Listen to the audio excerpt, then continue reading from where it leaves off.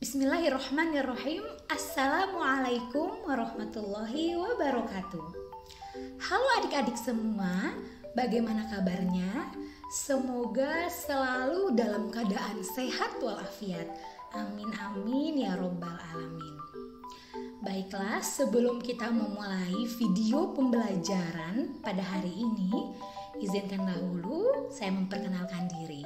Nama saya Azmatun Filza dari Program Studi Pendidikan Agama Islam 2020 Universitas Muhammadiyah Yogyakarta. Dan pada kesempatan kali ini kita akan sama-sama belajar tentang Pendidikan Agama Islam kelas 8 bab 14 yang berjudul Hidup Sehat dengan Makanan dan Minuman yang Halal serta Bergizi. Baiklah adik-adik semua, sebelum kita memulai pembelajaran pada pagi hari ini, marilah sama-sama kita melafadzkan al-basmalah. Bismillahirrahmanirrahim. Baiklah adik-adik semua, mari kita merenungkan bersama. Kalian tentunya pernah merasakan lapar dan haus, bukan? Iya, tentu saja pada kondisi seperti itu, tubuh kita akan terasa lemas dan tidak bertenaga. Lalu, bagaimana agar tubuh kita kembali segar dan bertenaga? Tentu saja, kalian harus makan dan minum. Makan dan minum tersebut, kita bisa mendapatkannya dari berbagai sumber. Tetapi yang paling harus diingat, mendapatkan makanan dan minuman itu tentu saja harus yang baik dan halal. Wahai anak solih dan solihah, ketahuilah bahwasanya Islam melarang umatnya mengkonsumsi makanan dan minuman yang haram. Kita harus waspada dengan godaan setan, sebab makanan dan minuman haram dapat membuat tubuh kita, jiwa kita menjadi rusak. Kita menjadi malas beribadah dan ingin terus berbuat maksiat. Mengapa demikian? Itu semua karena bahan makanan yang kita makan menjadi sumber energi dalam tubuh kita. Baik teman-teman semua, sekarang ada dialog Islami yang dimana ada dua orang akhwat. Yang pertama bernama Azmatun dan yang kedua bernama Filza. Bagaimana percakapan mereka berdua? Mari kita simak bersama. Azmatun, Filz, sudah siang ini, pukul berapa sekarang? Oh, tanya Azmatun. Oh iya Fil, iya Azmatun, sudah pukul 11:30, kenapa? Jawab Azmatun, oh pantesan, aku sudah lapar, udaranya juga panas, haus sekali rasanya. Oh ya sudah, kalau begitu kita cari warung makan saja di seberang jalan, tampaknya enak, banyak yang makan di situ. Jawab Filza. Akhirnya si Azmatun dan Filza ini jalan ke seberang jalan untuk mencari warung makan tadi. Dan keduanya terkejut, sama-sama terkejut Azmatun dan Filza. Hah? Kira-kira kenapa teman-teman? Iya, ternyata di sana itu menu makanannya itu ada salah satu makanan yang haram, yang dimana di sana ada tertulis rica-rica babi. Lalu Filza bilang nih ke Azmatun, Azmatun, kita tidak salah tempat gitu. Si Filza menjawab, salah tempat bagaimana Filz? Tuh lihat menunya, kata si Filza. Oh iya ya, ayo kita cari warung yang lain, kata si Azmatun. Nah, Filza bilang ke Azmatun, nah lihat itu ada warteg yang murah-meriah.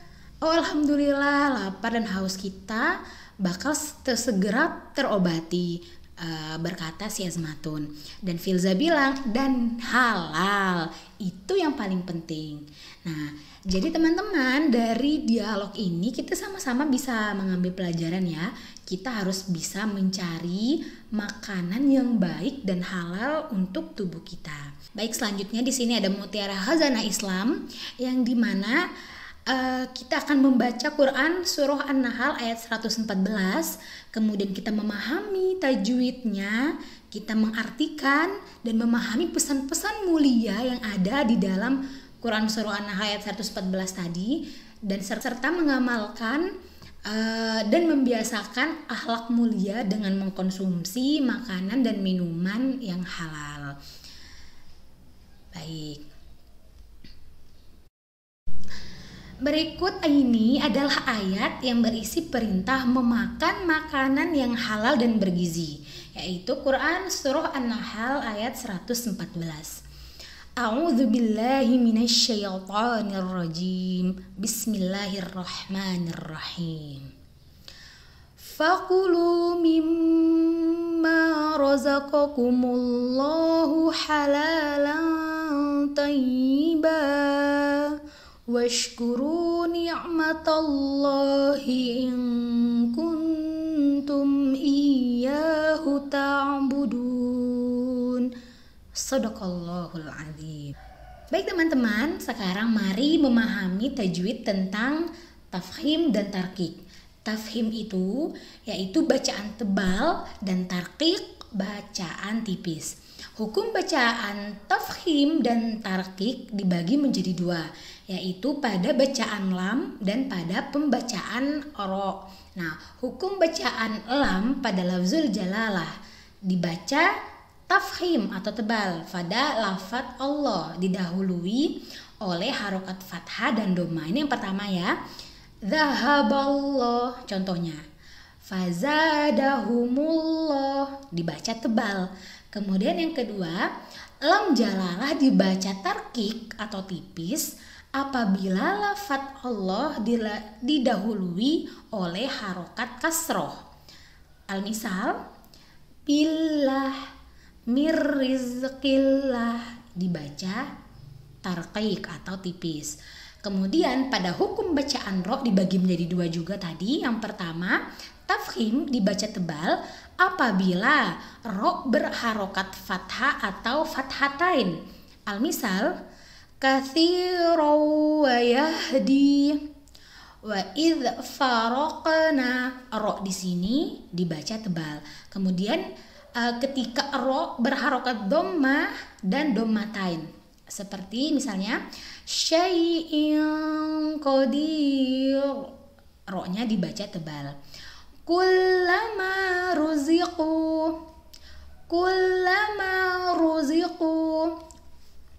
Kemudian yang ketiga, ro sukun didahului huruf berharokat fathah atau dhamma. Al-misal, yakadul barq, ro-nya tebal atau tafkhim. Fansurna. Kemudian yang kedua, hukum ro dibaca tarqiq atau tipis apabila ro berharokat kasroh atau kasrotain dan didahului oleh ya sukun. Al-misal, munkar wal fajr, khabir, ro-nya dibaca tipis. Dan sekarang kita akan mengartikan ayat Al-Quran surah An-Nahl tadi ya teman-teman. Dimana bisa teman-teman lihat di sini ada arti perkata fakulu mimma, fakulu maka makanlah. Kemudian mimma dari apa? Rozakokum yang telah direzekikan kepadamu, yang telah Allah berikan, seperti itu. Rozaq, rezeki yang telah diberikan kepada Allah kepadamu. Allah, oleh Allah. Halalan, yang halal. Tayyiba, yang baik. Washkuru, dan bersyukurlah kalian. Ni'mat, terhadap nikmat.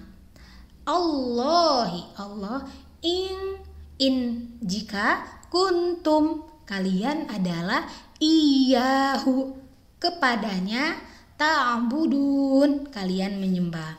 Jadi terjemahan perkata seperti itu. Kemudian mari kita melihat terjemahan seluruhnya. Maka makanlah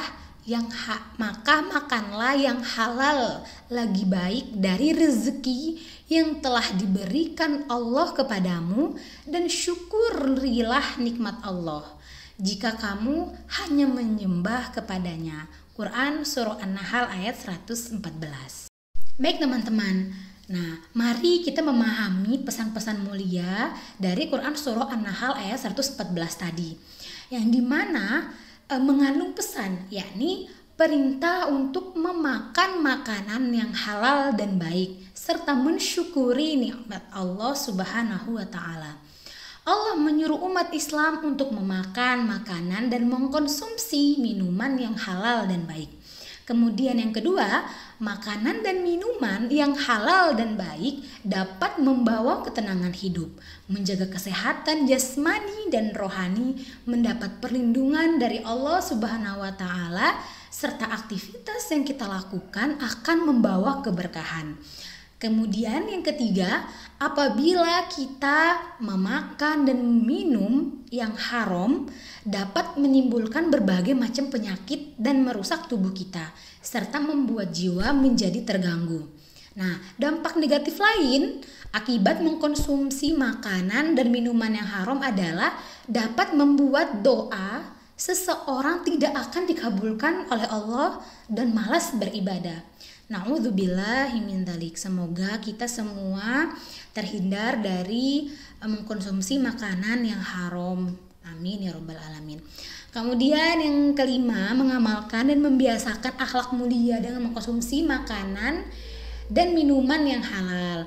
Ya, jadi teman-teman, dengan mengkonsumsi makanan dan minuman yang halal lagi baik, maka tubuh kita akan menjadi sehat. Nah, ibadah kita semakin rajin serta mendapatkan ridho dari Allah Subhanahu wa taala insyaallah. Sebagai seorang muslim, hendaknya kita senantiasa berhati-hati dan waspada dalam memilih makanan dan minuman. Sekarang ini banyak beraneka jenis makanan dan minuman yang haram yang dikemas menarik sehingga terlihat seolah-olah menjadi halal. Subhanallah, na'udzubillahi min dzalik. Baik teman-teman, sekarang kita memasuki refleksi akhlak mulia ya.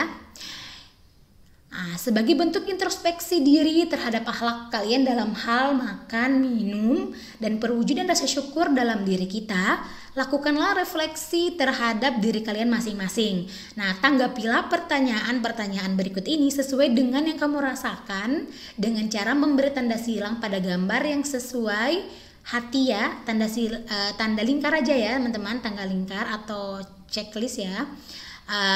Sesuai dengan kata hati kalian masing-masing. Di situ ada setuju dengan emoji senyum, kemudian biasa saja datar, kemudian tidak setuju cemberut ya. Ya di sini. Ya teman-teman, di sini kakak kasih waktu ya. Saya berikan waktu 3 detik untuk teman-teman setelah baca soal, tanggapi pertanyaan tersebut. Baik, yang pertama, bila di kantin sekolah dijual makanan atau minuman yang mengandung zat-zat berbahaya seperti zat pewarna dan formalin, harus segera dilaporkan kepada wali kelas atau kepala sekolah. Setuju apa tidak? Ayo. 1, 2, 3. Oke, setuju ya. Kemudian yang kedua, saya lebih nyaman makan di warung yang penjualnya adalah seorang muslim yang taat daripada makan di warung yang penjualnya tidak taat beribadah sama sekali. Nah, ayo 1, 2, 3. Oke, setuju juga ya teman-teman. Jadi kita lebih nyaman nih kalau kita makan di mana penjualnya itu adalah seorang muslim yang memang bertaat beribadah kepada Allah Subhanahu wa taala. Kemudian yang ketiga, dalam keadaan terpaksa, orang boleh makan atau minum yang tidak halal. Bagaimana nih teman-teman? 1, 2, 3. Oke, setuju ya. Jadi di sisi lain juga Allah Subhanahu wa taala memberikan kita rukhsah apabila rukhsah ini adalah keringanan.